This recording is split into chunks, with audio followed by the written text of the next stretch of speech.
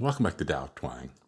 Warming up with the blues scale in A, minor pentatonic. Okay, we're just going to use A because, you know, we're not bucking the system on YouTube, right? If you took all the blues guitar videos on YouTube and, you know, sorted them according to key, I bet you A would be like, it'd be like every other key and then A. Yeah, we love it. It's right in the middle of the neck. So we're going with that. So what's going on here? Now, in that intro, you say, well, that looked like a lot of rambling around, and, there were some licks in there that were really kind of cramming a lot of stuff in there, and I don't know about that. It wasn't very pretty. And, hopefully that's okay for what we're doing here, because what we're doing is warming up. We're just going around and playing like all these different columns or positions of the same scale. Okay, in this case, A minor pentatonic. So how do we do that? Well, many of us are very familiar with this. All right, notice how I played those notes. I didn't just go, right? I put a little bend, a little feel here and there.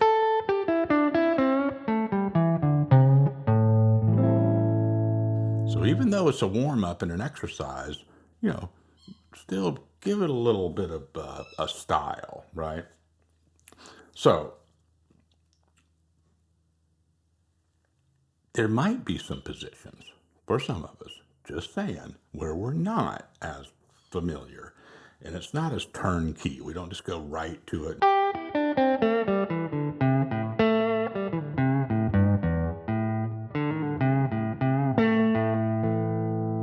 Okay. So if that looks, like, okay, I can see what's going on there, playing the same note.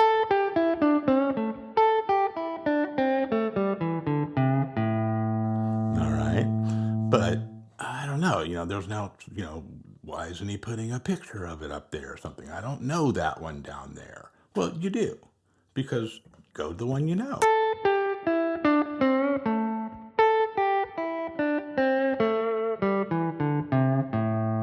And when you're doing this stuff, by the time you go up or down through that first octave, you're in the game. Your ear is in the game. Like you can just finish it off because it's just going to sound typical of what you just did, right?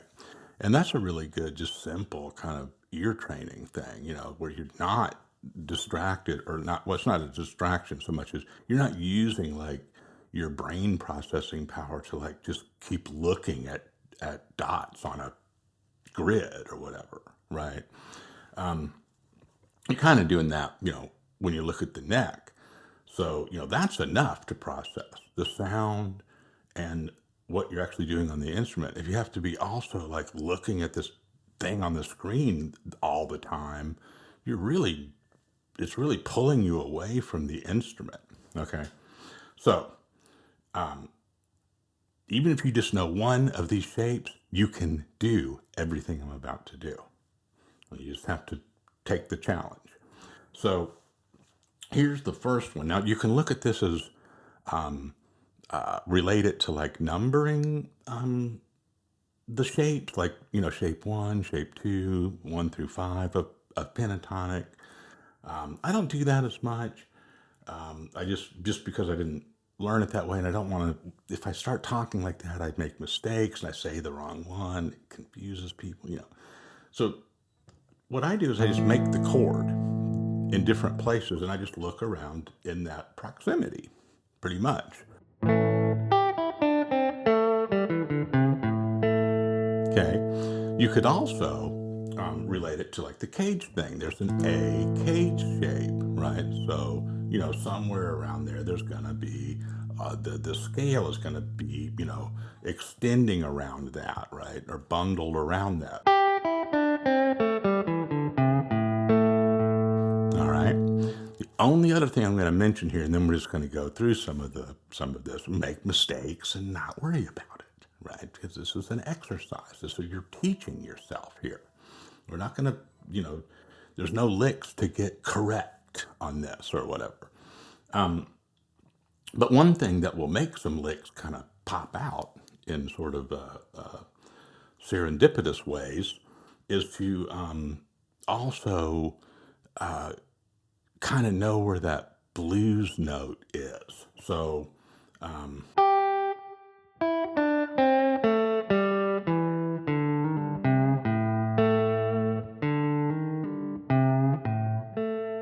now in a pentatonic scale, the blues note is between the 4 and the 5. So if I'm going down, it's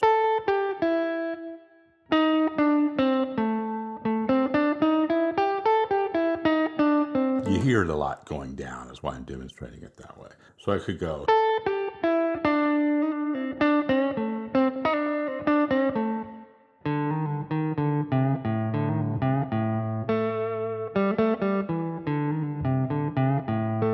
So you got to mess around with that and just see what you can make out of it. No, big deal. Sometimes just skip it. But, if you want to right away add, a little bit more style in there, just kind of start noticing where that note is. And one of the nice things about this exercise, this method, is that depending on which shape you're doing, your hand will be in a different relationship to the blues note. Sometimes it's like, right here. And then sometimes it's like right in front of your index finger. You can kind of trill it or pull it up.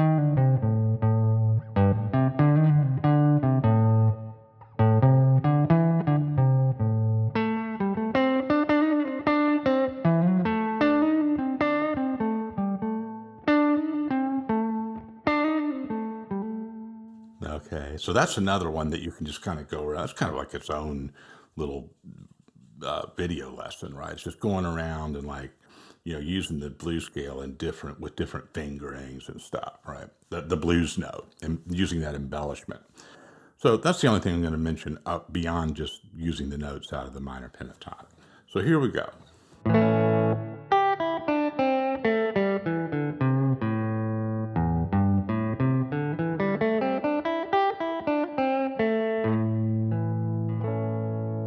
All right. Now, let's say that was the A shape in K's. Well, the letters go in order, right? So then A, G. There's a G shape, right? If this was a capo, you could make a G right there, and it'd look like that, right?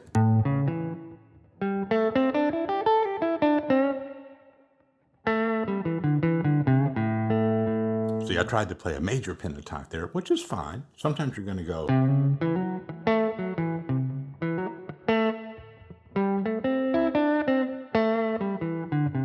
You mix them and stuff, right? In this exercise, we're just doing the minor pentatonic. So from top to bottom.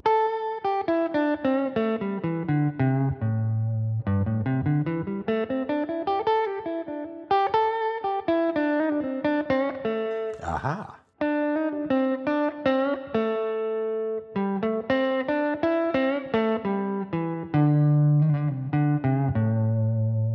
Okay, I got one here.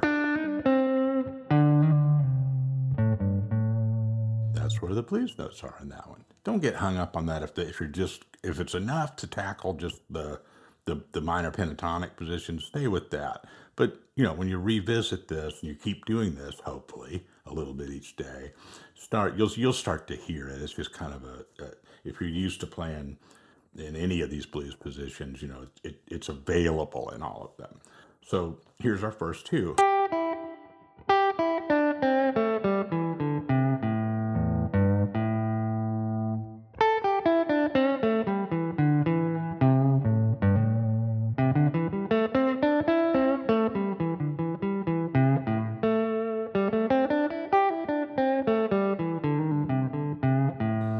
See, so now I'm kind of combining those first two positions. This one and this one, right? That's all there is to this. The next one's our old friend, the E shape.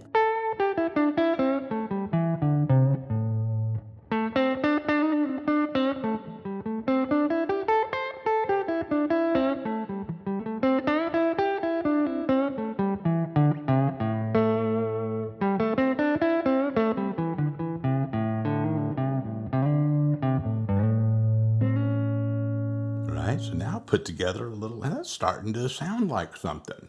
Those first three, right? Kind of just, you know, being able to move in and out, back and forth through those, right? Kind of, and you can do that. You can do the first one, then marry it to the second one. Hang out on those two, that relationship for a while. Then do the, this one and this one.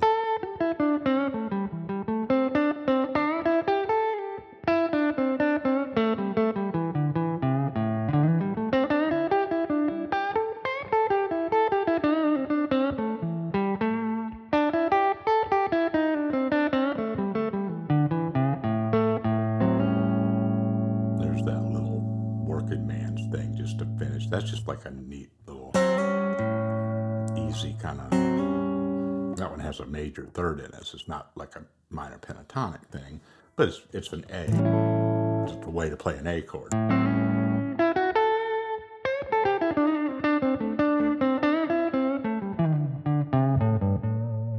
Okay, so what's our next one? So we've done A, G, E, D. Okay, so now the D one, a lot of folks, including myself, tend to see that as like kind of the back end of this C. Or I'm sorry, yeah. So at the end of Cage, then C would be the next one up. Right, but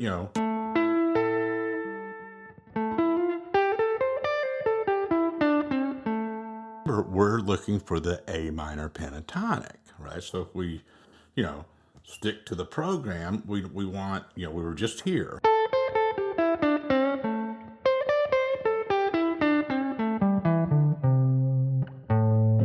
went down there just to resolve it, just because my ear wanted to hear that, make sure I was anchoring to that A.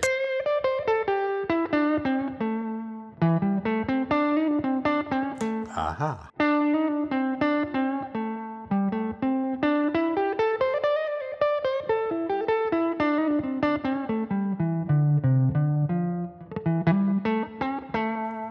All right.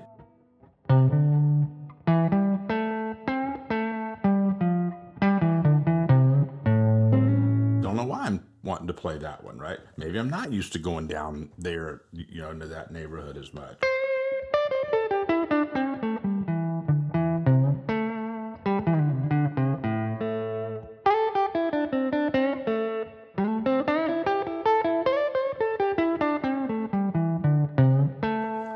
See, I can go right there, just like you go.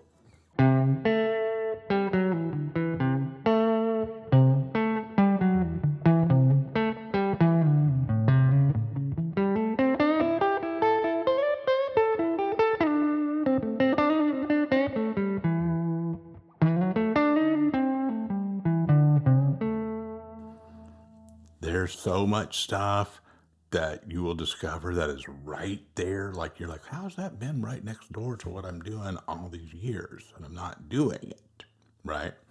And you need to be, because you're not just, it's not like, oh, this what's the point just playing the same thing in different places? Well, because it sounds different. It's physically different, and it causes you to play differently, right? That's what you want. You want diversity. You want, and with your music, you want something that's novel. You want, for yourself and the listener, you want to do stuff that you're not used to hearing, right? When you're improvising, that's where it gets good. Some things are always rehearsed, but then there's in this method, in the twang method, we really focus on like ways of playing so that you can make musical choices in real time. Okay. Don't worry about the philosophy right now. So our last one was, and so you can just see what we're doing. So we were on what? D. Then we go to C. And now, remember, it's minor pentatonic.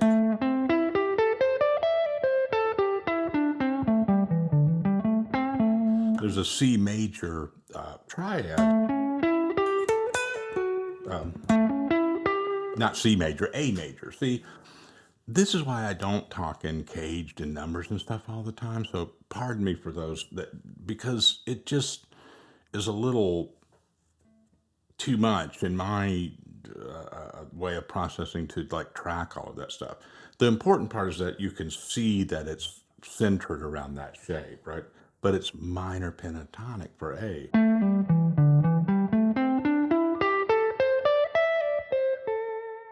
Okay, and you're like, oh, wait a second, I'm lost. How do I know that's A? I don't know that. It's not written down.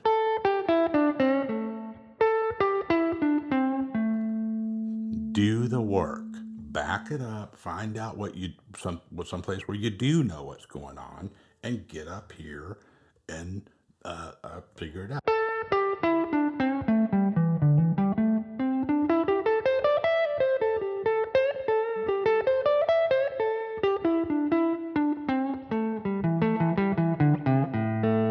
See how they just start, connecting, right? They are connected, but your hand will start connecting, and then you know you're getting somewhere. So you see what's going on. I guess there's only one left if we started on A. Well, okay, so we're there. We're back around now. So we're back up to the.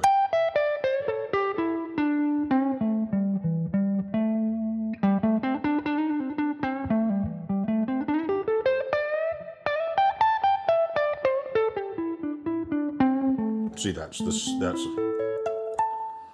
the G thing again. Um,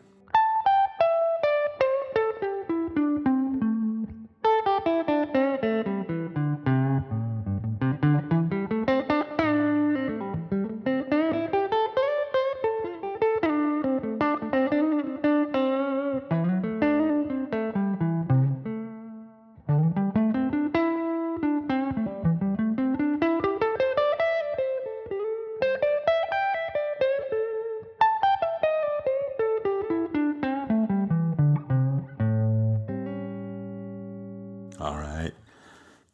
This is a warm up, but it's more than that. Don't overthink it. Don't worry about it. Just do it for a few minutes a day. You'll see huge payoff, and stick to the program.